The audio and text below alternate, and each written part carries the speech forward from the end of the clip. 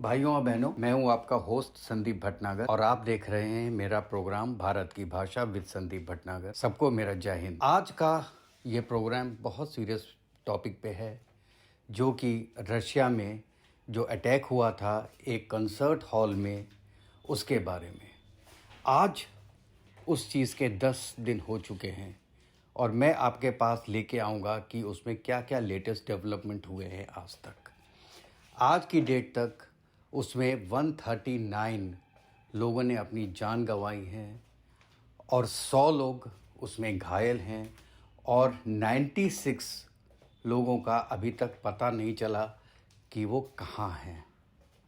तो आज के डेट में आईएसआईएस खुरासान ने उसकी रेस्पॉन्सिबिलिटी तो ली है, लेकिन रशियन गवर्नमेंट ये सोचती है कि आईएसआईएस खुरासान अकेले इतना बड़ा अटैक नहीं कर सकता है। उसके पीछे ज़रूर कोई बड़ी ताकतें हैं और वो इनडायरेक्ट वे में 2 या 3 कंट्रीज़ का नाम ले रहा है, जो कि शायद अभी यहाँ बताना ठीक नहीं होगा, वो सब जानते हैं। वीडियो के पूरा होने के पहले चलिए थोड़ा सा पहले देखते हैं कि उसकी क्या क्या ग्लिम्पसेस हैं और कैसे अटैक हुआ और उसके क्या क्या विजुअल्स हैं। हम विजुअल्स पहले देखते हैं, उसके बाद हम अपनी कमेंट्री आगे बढ़ाएंगे। Now, it happened at the Crocus Concert Hall, part of which is in flames after explosives were detonated. Steve Rosenberg, our Russia editor, has the very latest from Moscow, and there are some upsetting scenes in his report. A Russian concert hall under attack. Gunmen had stormed the venue near Moscow, the Crocus City Hall. They went on the rampage, shooting their way through the building and into the auditorium. There was supposed to be a rock concert here. Instead, this. The attackers walked through the stalls, firing indiscriminately. Dozens of people are reported to have been killed. They've set the hall on fire. The hall's on fire, he says, as more shots ring out. Then the rush to escape. There's panic, she says, as the crowds fled from the auditorium and tried to get out. Soon, the whole building was ablaze. The mayor of Moscow said it was a terrible tragedy. The Russian Foreign Ministry called it a bloody terrorist attack. Police and Russian special forces rushed to the scene. Some of the attackers are reported to have escaped. The search is on to find them. 2 weeks ago, the US Embassy here issued a warning that extremists plan to target large gatherings in Moscow, including concerts, within 48 hours. Who were the attackers? There's been no confirmation on their identities from the Russian authorities. But late tonight, Islamic State claimed responsibility for the attack.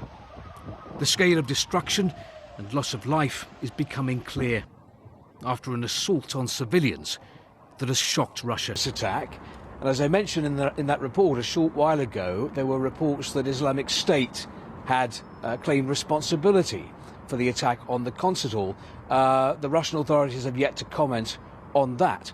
Vladimir Putin has made no public comment on what happened at the Crocus City Concert Hall, but we're told he's been kept up to date. Many civilians as possible. That is the kind of thing we've seen ISIS doing in the past. For instance, we saw it at a concert in Paris in 2015 at the Bataclan Theatre, something very similar. So we'll have to wait for further confirmation. Very important to see what Moscow said. As we heard there from Sarah Rainsford and Sarah Smith, there's been this question and concern that perhaps the Russians might try and blame Ukraine for it. And what would that mean? And because you've got this intelligence that the US clearly had pointing to a possible attack around March 7th on a concert, now that is significant because it suggests the US might have intercepted communications or had some kind of intelligence pointing to this, but the Russians appear to have dismissed it publicly after the Americans went public. So that's going to raise big questions for Moscow about what they knew. भाइयों और बहनों, आपने ये दिल दहलाने वाले scenes देखे। अब हम ये बात करते हैं कि आईएसआईएस खुरासान है क्या। एक्चुअली इसको आईएसआईएस-के भी बोलते हैं, आईएसकेपी भी बोलते हैं, मतलब Islamic state of Khorasan province. और ये एक ब्रांच है actually Islamic state of Iraq की और ISIL की। और ये मिलते कहाँ हैं? ये अफगानिस्तान और पाकिस्तान में ज़्यादा एक्टिव हैं। और ये ग्रुप का नाम जो खुरासान पड़ा है, ये एक हिस्टोरिकल रीजन हुआ करता था जिसमें कुछ पार्ट आपका अफगानिस्तान का था, कुछ पार्ट ईरान का था और कुछ पार्ट सेंट्रल एशिया का था। उसको मिला के उस जगह को खुरासान बोलते थे। लेकिन शुरू में 2015 में जब बना था तो उनका एरिया ऑफ एक्शन वही था। लेकिन आज की डेट में ये लगभग पूरे वर्ल्ड में फैले हुए हैं। कोई भी जगह ऐसी नहीं बची है जहाँ पे ये ISIS खुरासान आज की डेट में ना हो, इंक्लूडिंग इंडिया। और इंडिया में हर महीने कम से कम 5 से लेके 10 इनके ऑपरेटिव्स जो हैं उनको पुलिस पकड़ती है और उनके अगेंस्ट में एक्शन लेती है।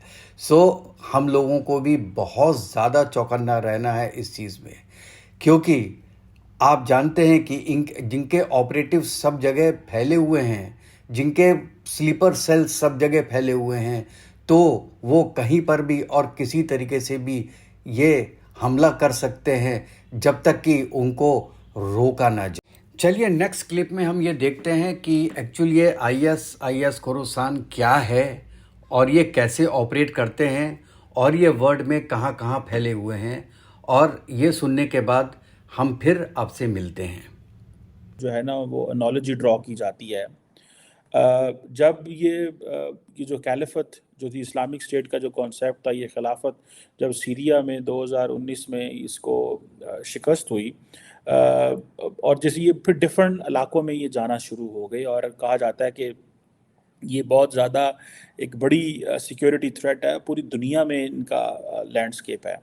ISKP जो है, ISISK जिसे आप कहेंगे, ये बेसिकली 2014 में बनी थी और इसके इसमें अंदर जो लोग हैं वो वही हैं जो अलकायदा और तहरीक तालिबान पाकिस्तान के थे।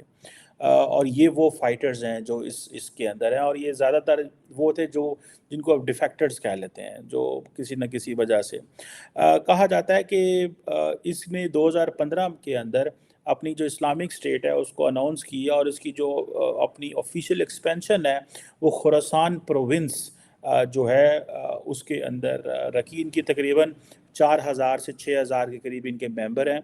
और पहले तो 2023 में इनके एक लीडर थे सनाउल्लाह गफ़ारी, उनको मारे गए थे।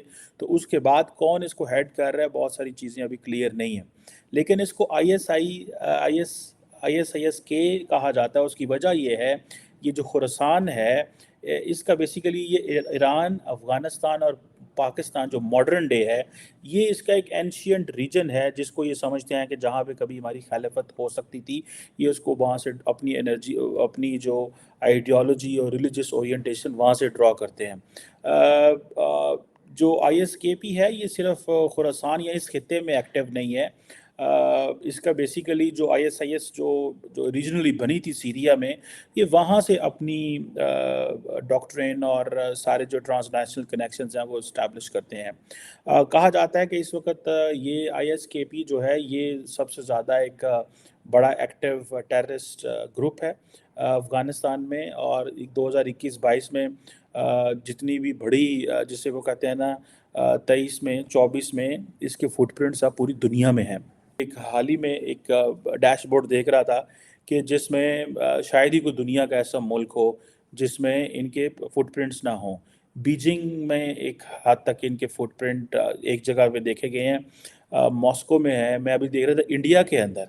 सो if you just go to the map of India, तो मैं एक डैशबोर्ड में देखा है कि starting from Delhi, then in Jaipur, then in Indore, Ahmedabad और वाराणसी, और उसके अलावा हैदराबाद और बेंगलुरु, ये सारे इलाकों के अंदर इनके फुटप्रिंट्स मौजूद हैं। इवन इन इंडिया, पाकिस्तान में तो हद हो गई है। पाकिस्तान में तो बड़े इन्होंने हमले किए हुए हैं और बहुत ज़्यादा जगहों पे, starting from Karachi, then Quetta, then KP के अंदर खैबर पख्तूनख्वा के अंदर बहुत बड़ा इनका नेटवर्क है, then Lahore, then Gilgit Baltistan, Multan, everywhere, and then Afghanistan के अंदर भी इनके कुछ इलाकों में ये मौजूद हैं। सर एक्चुअल में अगर आप देखो लास्ट 2 महीने से रसिया ने काफी सारे आईएस के रिलेटेड लोगों को पकड़ा है। और लास्ट टाइम 2-3 वीक पहले अमेरिकन ने एक वार्निंग इशू की थी कि एक बड़ा अटैक हो सकता है, तो मॉल्स या ओपन गैदरिंग से बचे अमेरिकन सिटीजन्स। तो ये 2 चीजें एक साथ हुई हैं। उसके अलावा ये जो लोग पकड़े गए हैं, 5-6 लोग और पकड़े गए हैं अभी 1 घंटे पहले। उसमें से 2 ऐसे लोग हैं जो जिनका काफी आना जाना रहा है चित्राल केपीके में। ठीक है, तो एक ये भी थ्योरी निकल के आ रही है कि क्या ये लोग चित्राल में ट्रेंड थे या नहीं। उसके अलावा आईएस का एक और बंदा पकड़ा गया है जो कि 4 मार्च को आया था फ्रॉम टर्की, और उसको 5 लाख रुपए दिए। मुझे आप ये बताओ, मुस्लिम, आप बीइंग अ मुस्लिम, इस चीज को किस नजर से देख रहे हो कि आप देखो कि इस चीज की वजह से कि मुस्लिम्स जो है वही टेरर अटैक्स करते हैं, इस चीज ने एक इतना बुरा इमेज ऑलरेडी दुनिया पूरी में पोर्ट्रे किया हुआ है। इन अटैक्स के बाद पाकिस्तानी एक्सट्रीमिस्ट हो या कहीं के भी एक्सट्रीमिस्ट जो रिलीजन को लेके एक्सट्रीमिस्ट लोग हैं, वो क्या एक्सप्लेनेशन देंगे इसके ऊपर? एक्चुअल में ये जो एक्सट्रीमिज्म, रिलीजियस एक्सट्रीमिज्म है, ये था, एग्जिस्ट करता था इस्लाम में, नो डाउट। लेकिन इसको एक एक्सट्रीम लेवल पे ले जाने का काम ये पश्चिम के देशों ने ही किया। जब उनको एक रिक्वायरमेंट थी कि रसिया को कंटेन करना था अफगानिस्तान में, तो उसके लिए सऊदी और ये सब ने मिलके ये इस्लामिक ये जो टेरर ग्रुप से बनाए जिहाद को जस्टिफाई किया, ये सारी चीजें हुई। लेकिन ये ऐसा जिन है जो एक बार बोतल से निकल गया तो वापस बोतल में नहीं जाता। तो चीजें बढ़ी और आगे एक्सपेंड होती गई, और ये इतना म्यूटेट करते चला गया कि हर बार जो नया वेरिएंट आता था वो पिछले बार वाले से ज्यादा खतरनाक था। आप दुनिया के किसी भी थिएटर में जाए, जो नया म्यूटेट करके वर्जन आया वो पुराने वाले से ज्यादा खतरनाक था। अगर आप सिर्फ ये जाए इजराइल फ्रंट पे जाए तो किसी जमाने में ब्लैक सितंबर था, फिर वो ब्लैक सितंबर की येले में आया, फिर आज के टाइम में हमास के फॉर्म में म्यूटेट हो गया। जो हमास की ब्रुटैलिटी है उन सबसे ज्यादा खतरनाक है। फिर ऐसे ही किसी जमाने में तालिबान से अलकायदा निकल के आया, फिर अलकायदा से आगे चल के आईसिस आया। आईसिस की brutality compare to Al Qaeda beyond the imagination है। ठीक है, अलकायदा वाले तो फिर भी थोड़े बहुत प्रोफेशनल है, वो अपना टारगेट से मतलब रखते, वो ये सारी बिहेडिंग एक्टिविटी इतना ज्यादा नहीं करते थे। लेकिन ये एक अलग लेवल पे चले गए। हैविंग सेड दैट, मैं किसी को जस्टिफाई नहीं कर रहा हूँ, बस मोडस ऑफ ऑपरेंडी एक्सप्लेन कर रहा हूँ। तो ये जो आईसिस का जो क्रिएशन हुआ था, जो वेस्ट ने किया था, ओबामा ने किया था, ऐसे टाइम पे किया था जब अरब स्प्रिंग चल रही थी। उसी टाइम फ्रेम में इराक की जो सरकार थी, जो पपेट गवर्नमेंट हुआ करती थी अमेरिका की, पोस्ट सदाम हुसैन, उसने कुछ रिफॉर्म्स करने शुरू किए जो कि देश के हित में थे, इराक के हित में थे, जो अमेरिकन को पसंद नहीं थे। उसके अलावा उन्होंने ईरान से अपने संबंध ठीक किए, और उसने सीरिया से भी अपने रिलेशंस इंप्रूव करने शुरू कर दिए। और उसी टाइम फ्रेम में उन्होंने एक गैस एंड ऑयल पाइपलाइन की परियोजना को शुरू कर दिया था कि इराक, ईरान और सीरिया की ऑयल एंड गैस यूरोप के मार्केट में जाएंगी। ये वेस्ट को भी पसंद नहीं था, अमेरिका को भी पसंद नहीं था, इस्लामिक वर्ल्ड को भी पसंद नहीं था उस वक्त। उसके अलावा इजराइल को भी पसंद नहीं था, क्योंकि इससे ये तीनों कंट्री पावरफुल होते और रीजन में चैलेंज मिलता बाकी जो एग्जिस्टिंग पावर से। तो उन्होंने पूरी दुनिया से जितने भी जिहादी हैं उनको रिक्रूट किया और लाके छोड़ दिया। और ये सारा काम तुर्की कर रहा था, फ्रंटमैन, और सबने पैसे दिए। पर जिहादी उस जमाने में $200-250 पर डे का मिलता था।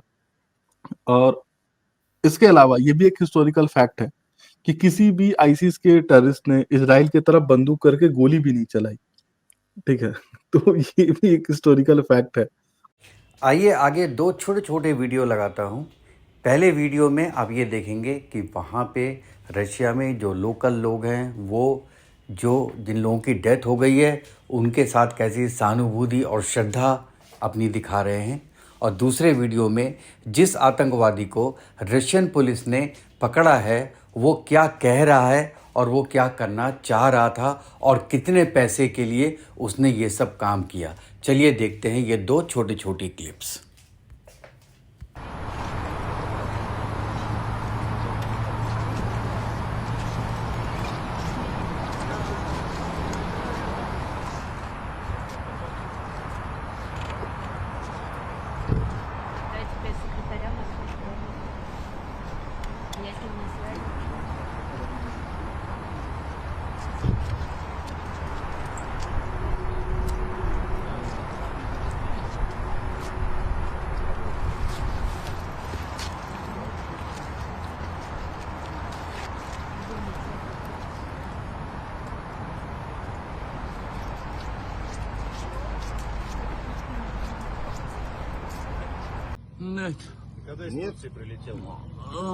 When did you arrive from Turkey? What did you do in Turkey? My documents expired, so I crossed the border. Once again, your full name. Year of birth, 1998. What did you do in Crocus yesterday? What did you do in Crocus?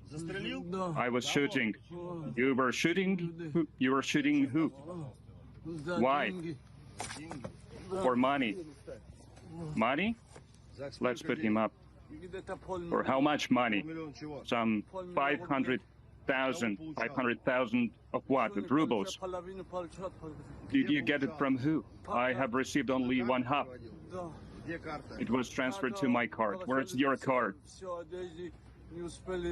He gave it, and it was in my clothes, in my jacket, so I lost it. Where did you get weapons? They gave it to us. Who they?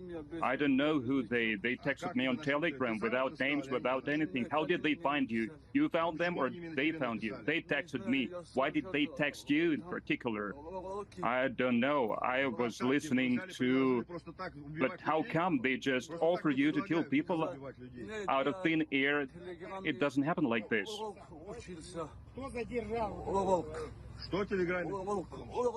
What was on Telegram? I was listening to a prophet,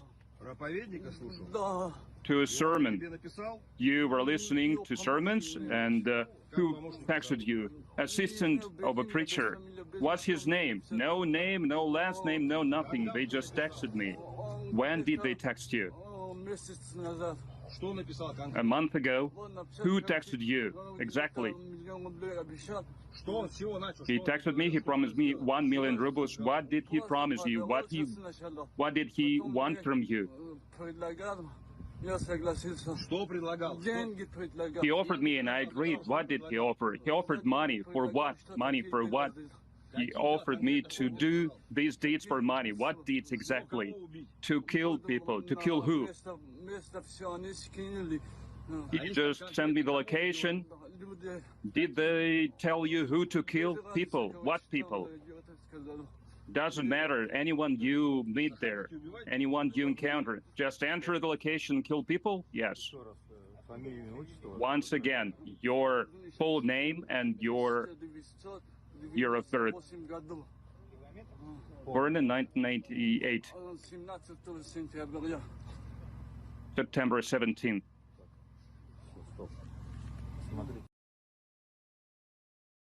भाइयों, video के last में मैं ये बोलना चाहूँगा कि ये आतंक का मामला किसी एक देश का मामला नहीं है, ये किसी एक रीजन का भी मामला नहीं है, ये पूरे वर्ल्ड का मामला है।